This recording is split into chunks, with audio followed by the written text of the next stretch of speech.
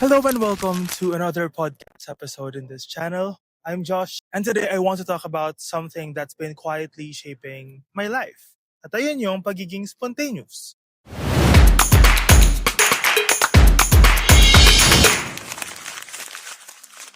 For the past days, I've been listening to My Days from the musical The Notebook. Dumaan lang siya sa FYP ko, tapos pinakinggan ko throughout the flight. And there's this part that hits very different. Sabi doon, I wanna live a life where I'm allowed to say that I'm proud of the way that I spent my days. And, this hits hard. Kaya rin I'm shooting these podcasts, taking clips of different moments in my life and putting them out there just to see also how much I'll grow now at saka sa future. And so throughout these different years. And maybe that is also why I'm here in Singapore right now. Half day lang, just literally roaming around sa Marina Bay. 2 days ago, I was in Malaysia, sitting in a cafe. Then bigla na lang, sabi ko, what if magbook ako ng trip papuntang Singapore? Yeah, so no plans, no itinerary, just a decision. Sinabi ko sa sarili ko, let's go. Let's fucking go. And nandun ako sa portion ng life ko na yun now, wherein I really look at life and see kung paano ko siya mas malilive to the fullest. So now I want to talk about the song that I mentioned earlier. So yung My Days.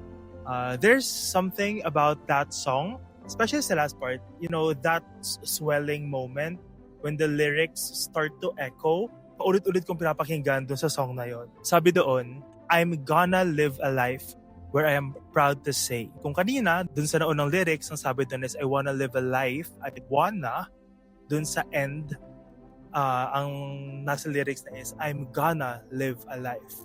Which means it is a decision. It is a decision to make. And to continue the lyrics, sabi doon, I'm proud to say that I followed my joy. I followed my heart. I lived this one wild life. I ripped it apart. So I pushed through the corners with no apologies. It is really about just deciding that you will live your life. It really hits home. Kasi I can say that almost half of my life, I've always been a planner.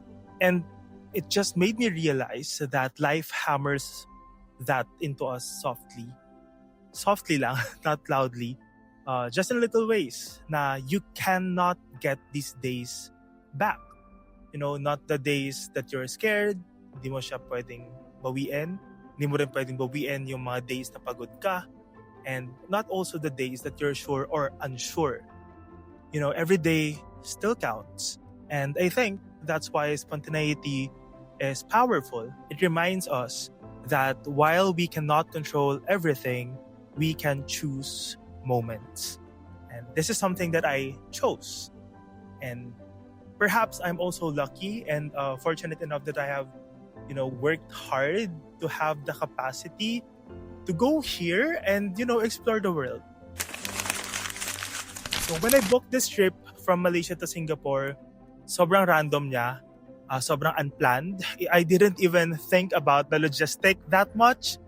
Wala pa masyadong plan where to go, what to eat, and what to see. Siguro I feel like one of the things that I really just want to experience here is this iconic landmarks, yung Merlion na nandito sa gilid. Then I actually forgot what this called. But as I walk around earlier, I realized something, that sometimes the days that weren't planned become the days that stay with you because they weren't forced. They weren't curated. They weren't rehearsed. They were yours.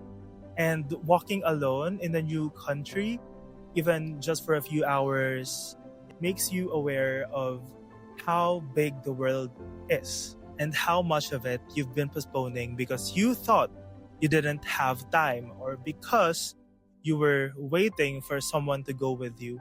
So sobrang powerful then to have some trips alone. It makes you realize some of the most important lessons that you have in your life. And here's the thing about time.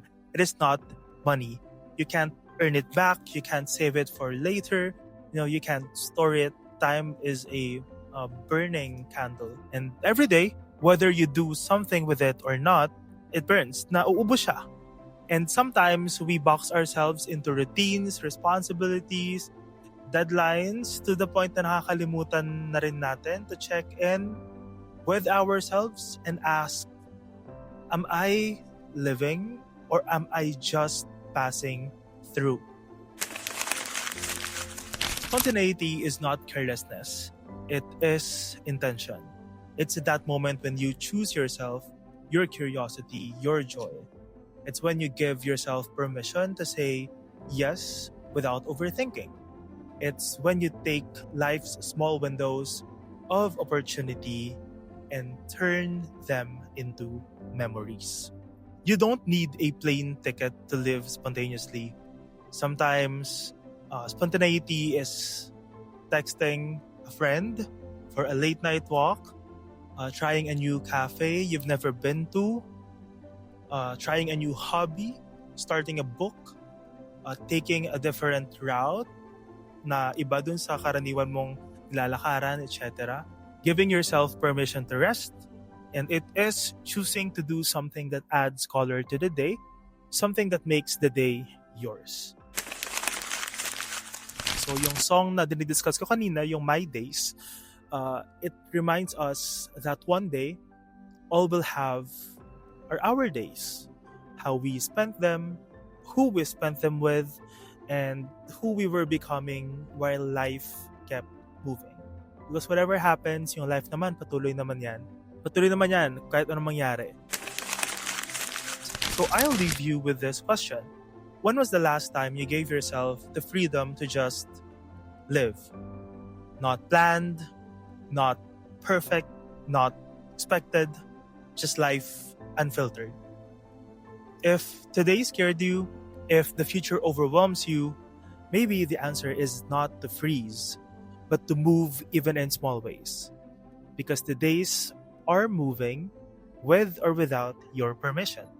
And maybe, just maybe, spontaneity is your way of saying, this day is mine. Thank you for listening. See you in the next episode. Mula dito sa Singapore, Iabe Salya na yan. Anyway, that's it. Bye.